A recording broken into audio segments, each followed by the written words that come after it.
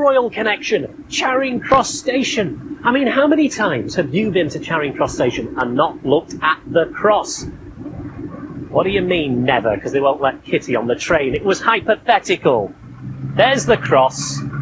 It was built by Edward in 1291. He'd lost his wife. She died in Nottingham. He was grieving. And every night, when they were bringing the body back, every night that they rested, he said, build a cross in that spot. And this was the final resting place before she got to her final resting place. What? It wasn't here, it was in Trafalgar Square. How do you know? They've given you some notes, have they? Well, actually, you're right. It was in Trafalgar Square, and they knocked it down to build a statue to Charles I. And this one was put up in 1865. What? Oh yeah, it's St Martin's in the Field. It's a nice church. And it was in a field. It was where the monks grew all the vegetables here, you know. You knew that as well. They grew spinach. What, here? Or right under that grid? There. You've decided, have you? Great. I don't know why you bother with me. How do you do that? It's taken me ages to get here, and it's gone cold. That's right, I put my coat on. See the Tower Bridge behind me? Fantastic building. But what about this building? Probably one of the most famous buildings in the world. The White Tower, the Tower of London. Built by William the Conqueror after he'd arrived in 1066 to say, I'm here and I am staying. Take notice, London. Because London would have been low-level wooden buildings. That was the tallest building in London. Over there, the Queen's Building, built for Anne Boleyn by Henry VIII.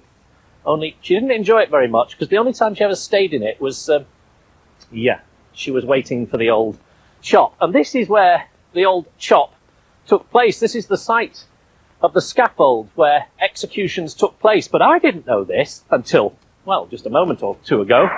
Only 7 people were executed within, you knew that, yes, well, all right, it's listed there, within the tower's walls, and they were all royals or of royal descent, and that's where it happened. A bit of a messy job. You just sort of knelt down and put your head over a wooden block, and you can see with all the houses around me that it's still a community. There are 40 families that live within these walls. Can you imagine living at the Tower of London? What a fantastic address!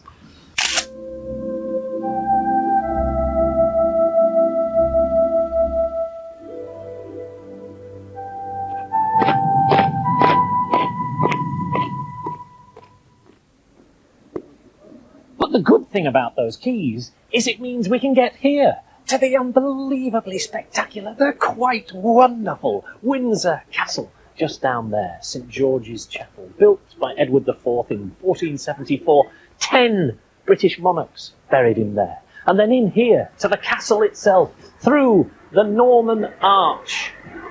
And you can see the splendour of this building. The Saxons had settled in Windsor a long time before the Normans conquered England. And that's perhaps why, when William the Conqueror did eventually settle here, one of the first places that he whacked up a fort was here.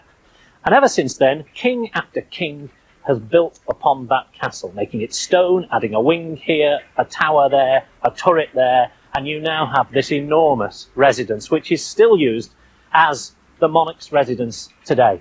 And of course they had their bad fire in 1992, which destroyed a huge part of the castle. Now that's a bit that's very, very famous. The round tower. You see it from the road and everybody talks about it. Oh no, look, trust you to pick up on... Yes, there is a myth, and it's a myth, that is built on the site where Arthur and his knights sat round a round table.